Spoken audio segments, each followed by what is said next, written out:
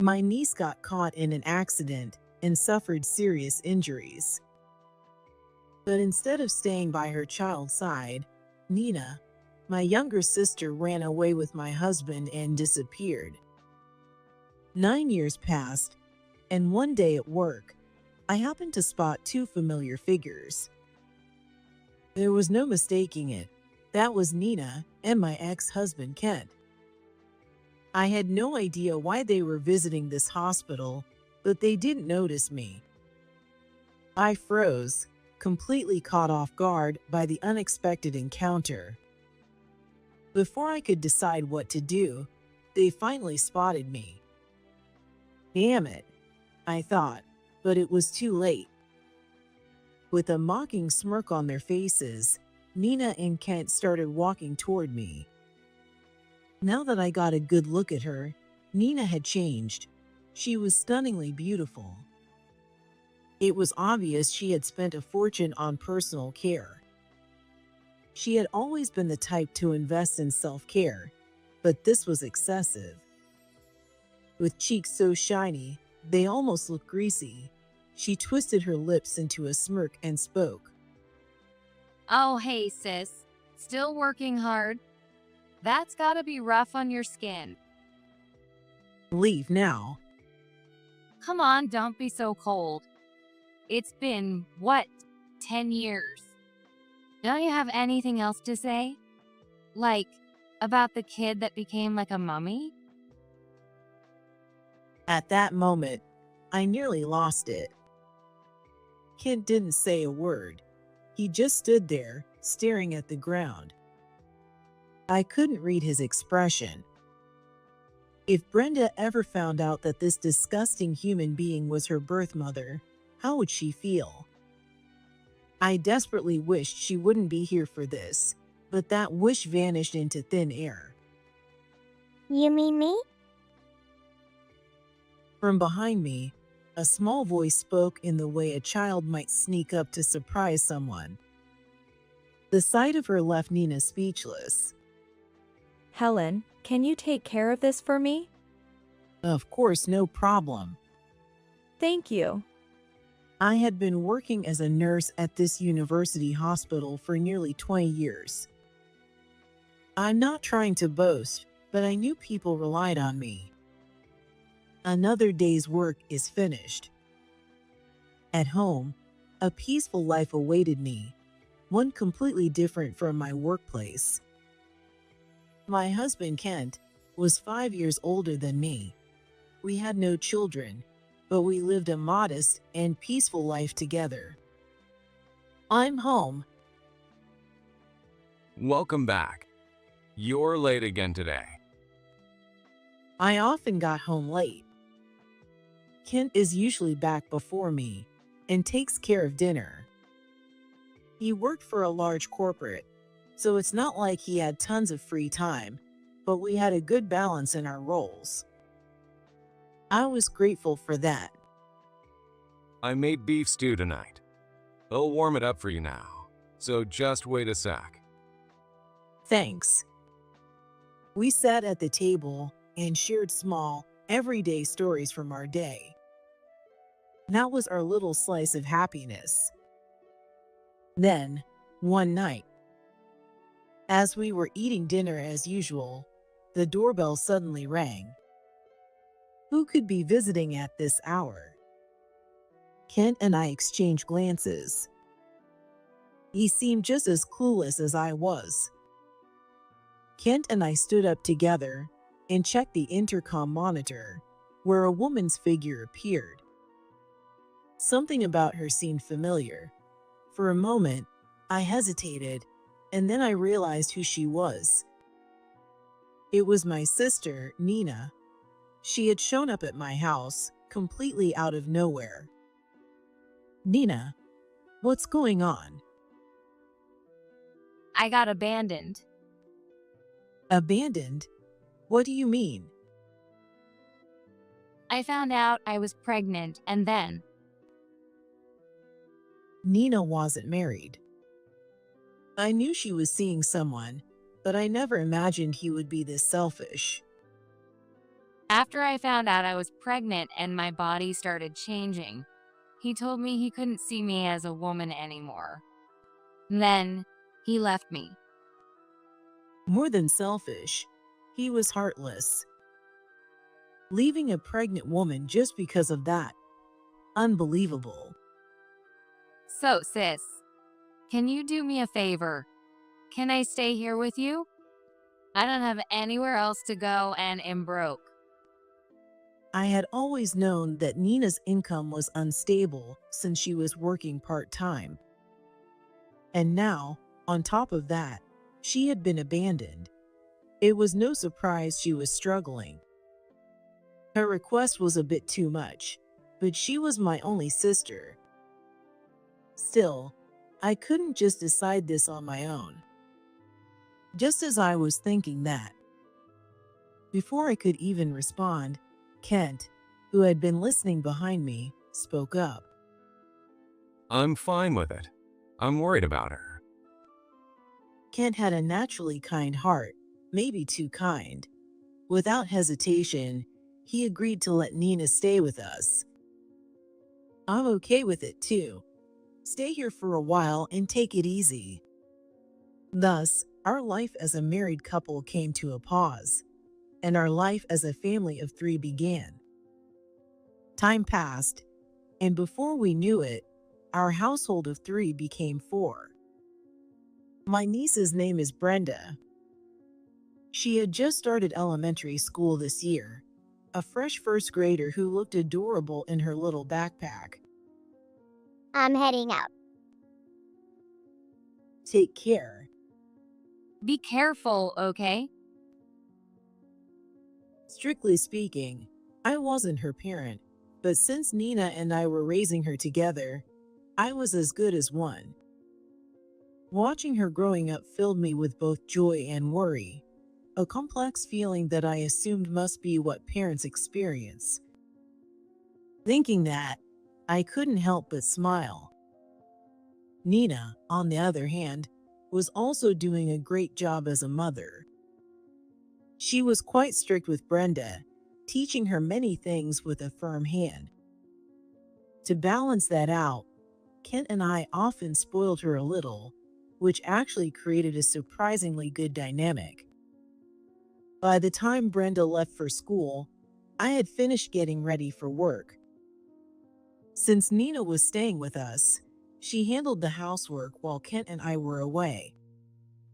She had volunteered for it, and honestly, it was a huge help. All right, I'm heading out too. Take care of things, okay? Got it. Have a good day. And so, just like Brenda had cheerfully said, I'm off. Leaving the house earlier, I stepped out as well. That afternoon, as I was going about my usual nursing duties, I noticed that the emergency department was unusually busy. It seemed an urgent patient was being brought in. Wanting to assess the situation, I took a few of my colleagues and headed downstairs. What I saw there shocked me to my core.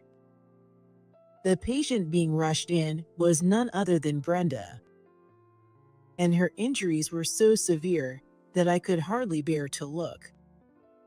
Her entire body was covered in blood. Forgetting my role as a nurse, I ran straight to her. Brenda, can you hear me? The sight of me losing my composure seemed to alarm those around me, but that didn't matter right now. She was still breathing, just barely. There was still hope. Get her to the emergency room now. Thankfully, she managed to survive.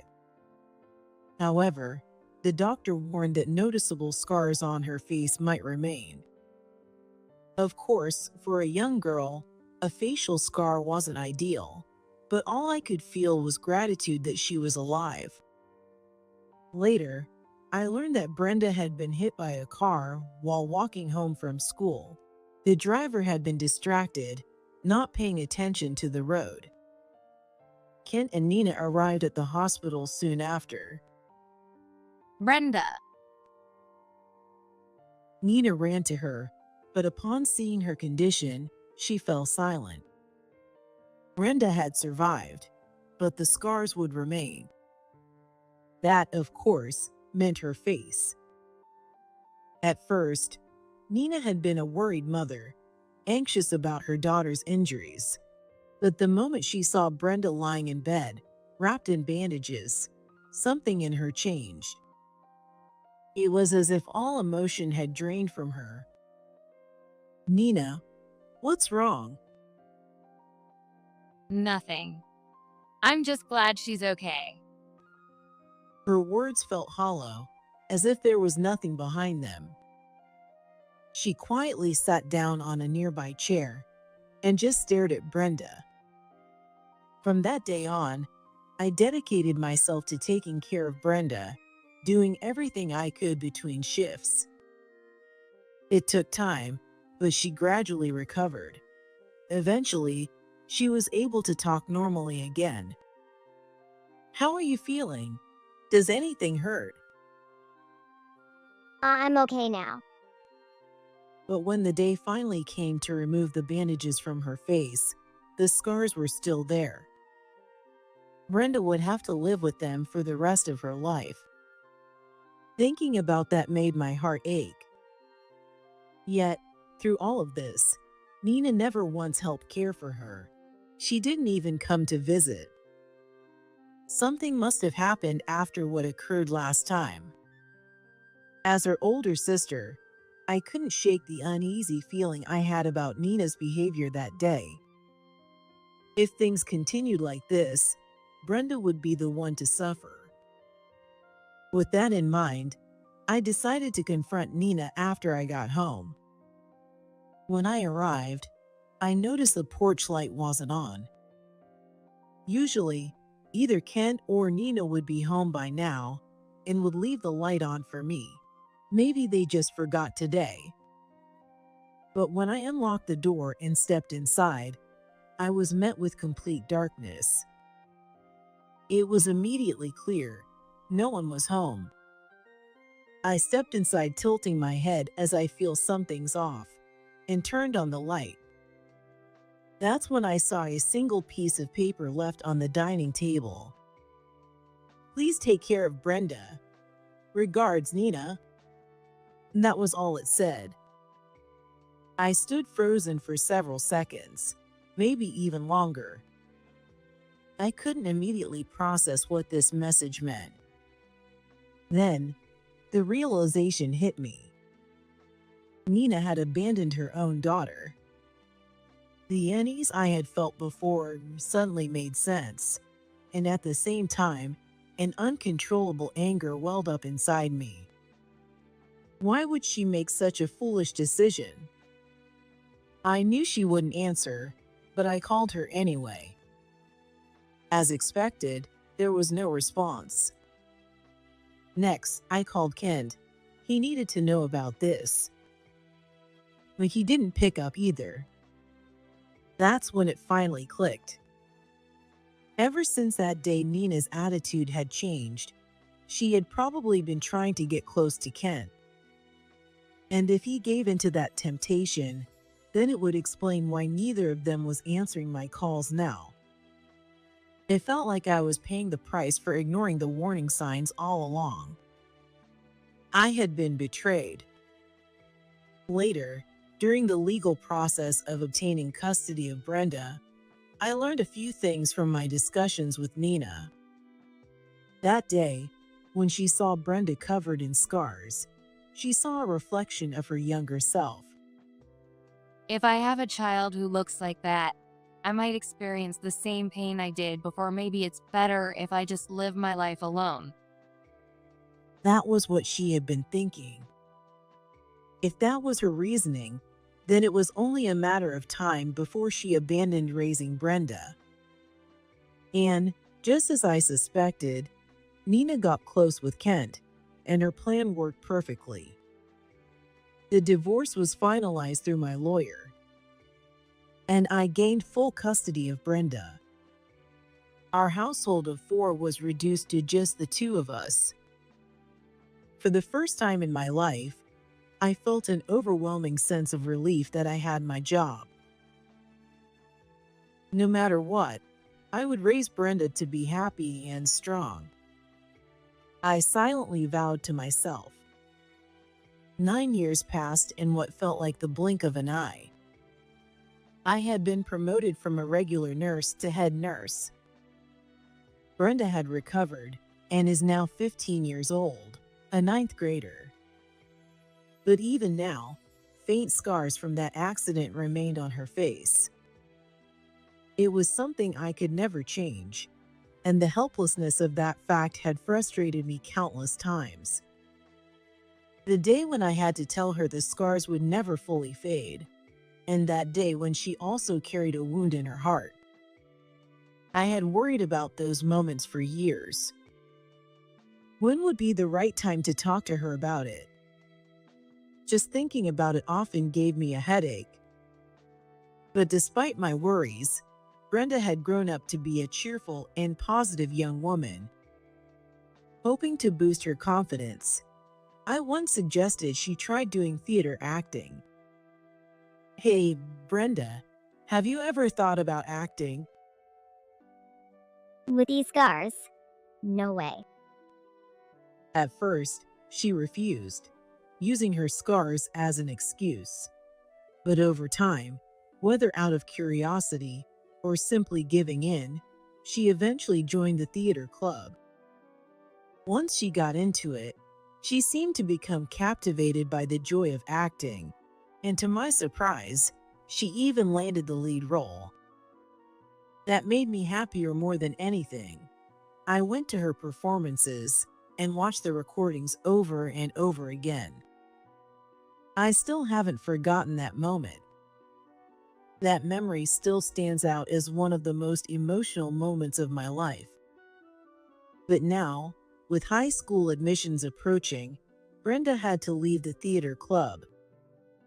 She was now focused on studying, dedicating herself just as passionately as she had to acting. Seeing her put so much effort into something, whether it was theater or studies, gave me a deep sense of relief. Then, one day at work, I spotted two familiar figures. There was no mistaking it: Nina and Kent. I had no idea why they were at this hospital, but they hadn't noticed me yet. I froze, caught off guard by their unexpected appearance. How could they show their faces here?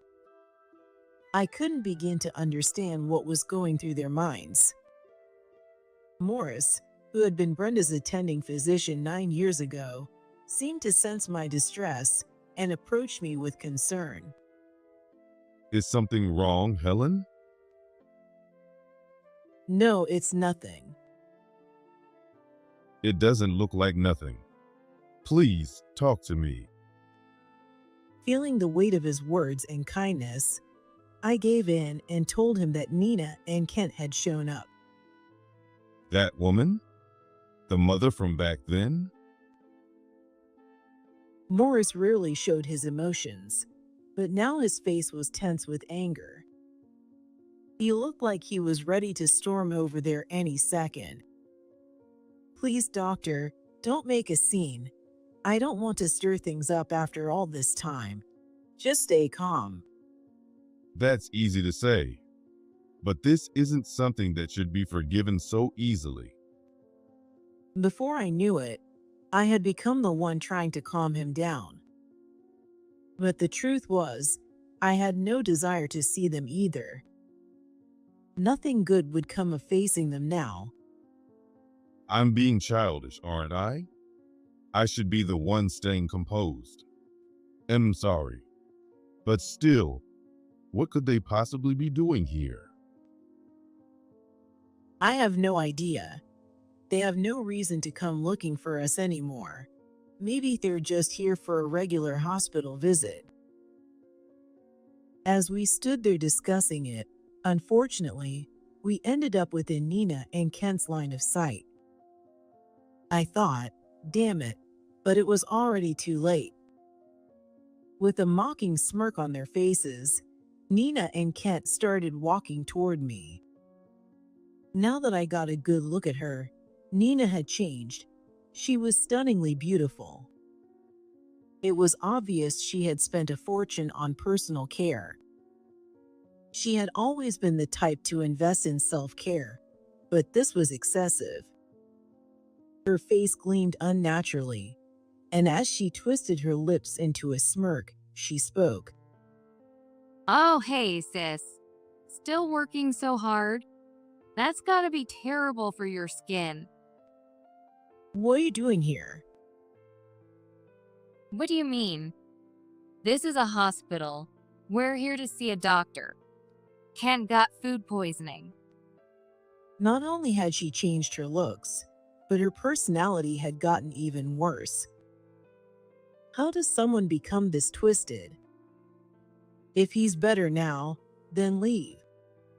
Come on, don't be so cold. It's been, what, 10 years? Don't we have anything else to talk about? Like, about the kid that became a mummy? At that moment, I was on the verge of losing my temper. Kent didn't scold her, nor did he try to stop her. He just stood there, staring at the ground, unreadable.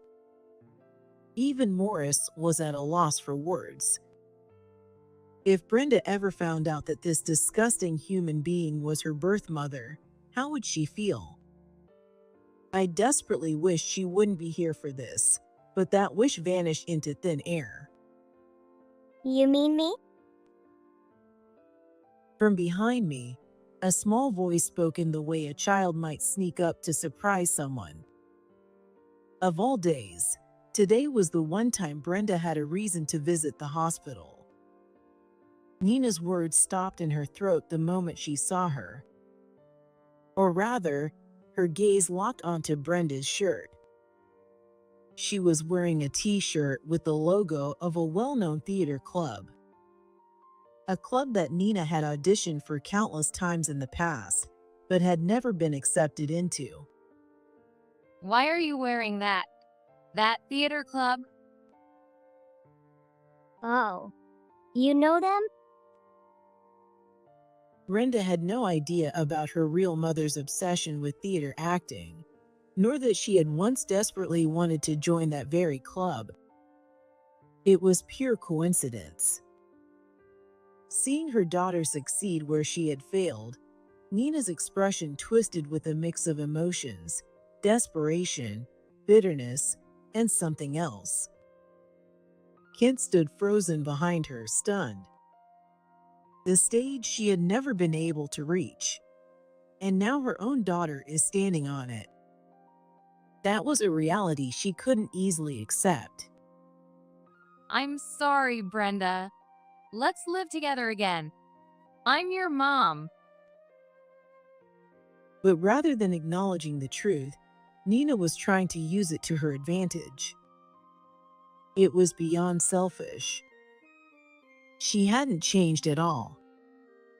And then, another voice. I was wrong too. I'm so sorry, Brenda. Please forgive me. But Kent wasn't even apologizing to the right person. The first person he should be apologizing to was me.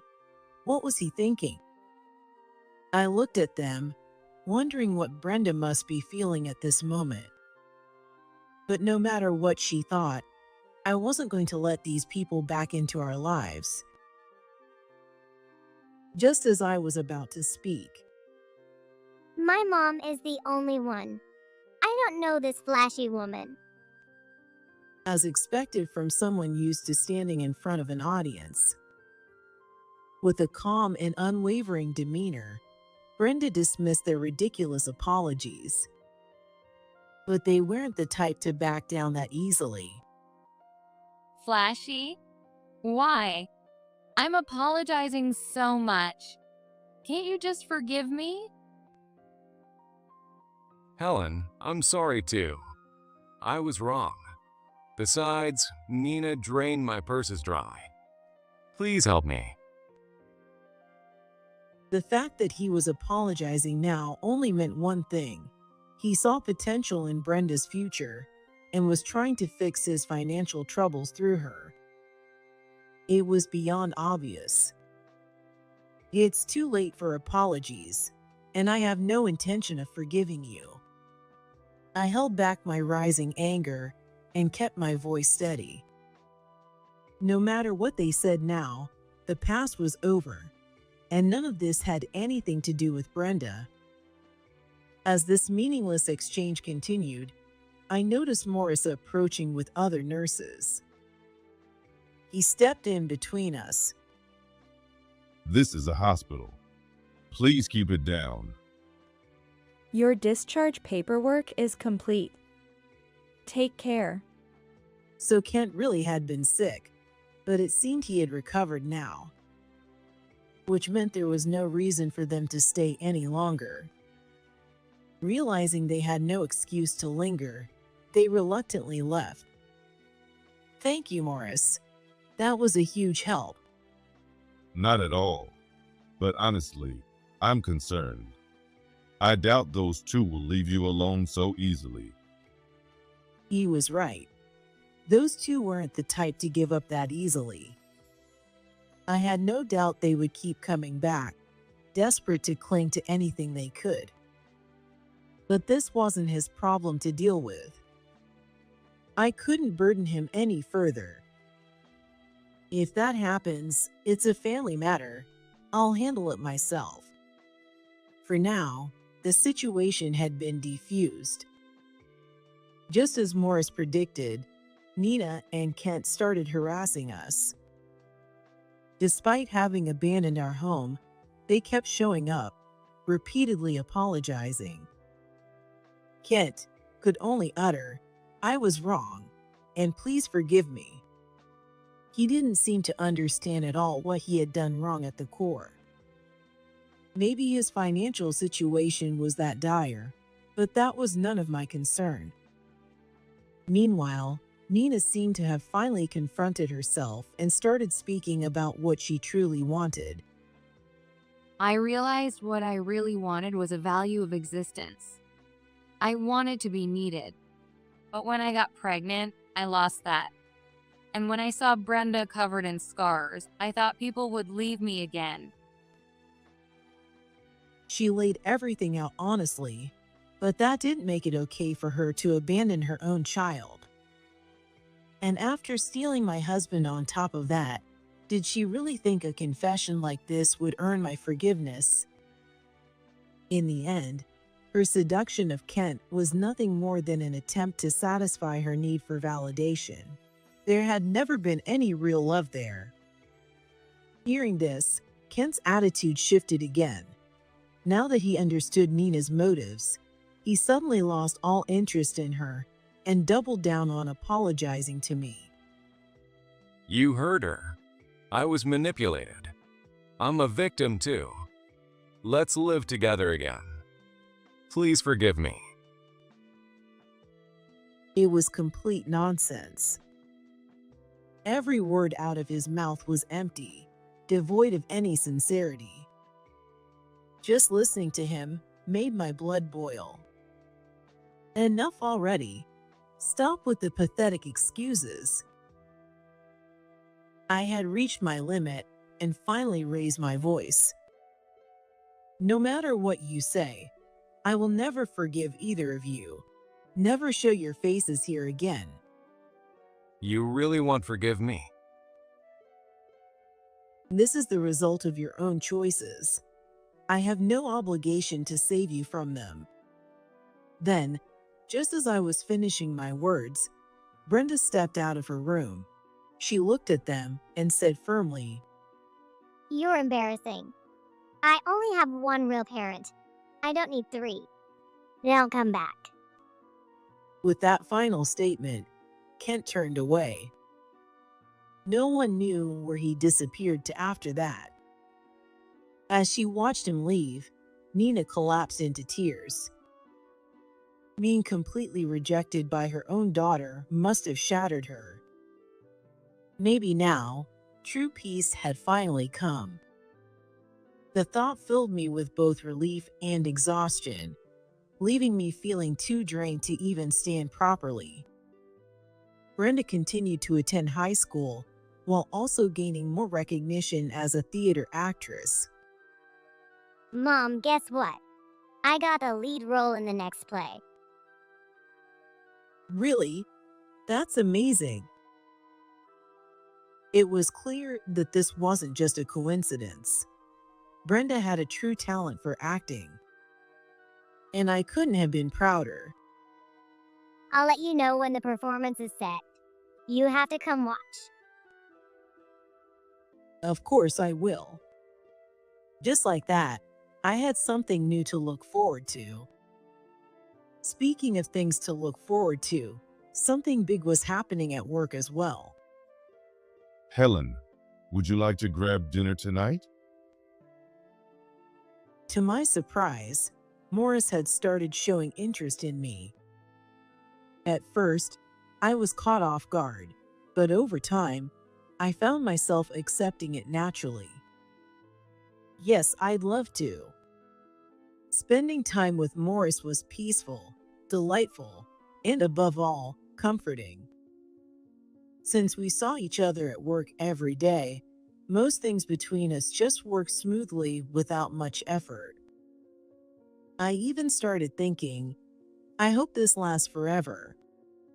I'll be honest. Helen, I have feelings for you. His unexpected confession made my heart race again, just like it used to. Am I bothering you? Of course not. I have been feeling the same way all along. Not at all. In fact, I was thinking about saying the same thing myself. Really? That's a relief. I was worried that after everything, this would be too much. This and that are separate things. You've been there for Brenda since she was little. I've always wanted to repay you somehow, so let me do that by accepting your feelings. Thank you. But I was only doing what I thought was right. And with that, we officially started dating. When I realized how long it had been since I felt this way, it was almost like being transported back in time. As the months passed, Brenda became a junior in high school. By then, though the scars on her face were still faintly visible, she had come to accept them. Alongside her growing success in theater, she had also started volunteering. Her mission was to support children facing similar struggles, helping those who had their own insecurities. When she first told me about it, I couldn't help but admire her. This wasn't just motherly pride, it was genuine respect for her noble cause. Luckily, both Morris and I had experience in fields that could be useful. If there's anything I can do to help, just say the word. I know Morris will support you too. Thank you. I'll do my best. So, I promised to support her in any way I could. Hosting relevant events and organizing workshops for adults keeps me incredibly busy. But now, somehow, I find it enjoyable. Unlike my younger years, when being too busy would wear me down, now, I found joy in it, especially since it meant spending time with my daughter. By this time, our weekends often included Morris as well, as we moved toward remarriage. He had grown fond of Brenda, and even on days when I was working, he would go watch her performances. I feel truly happy now. After all the hardship, I finally found peace, and every night, I pray that this lasts forever.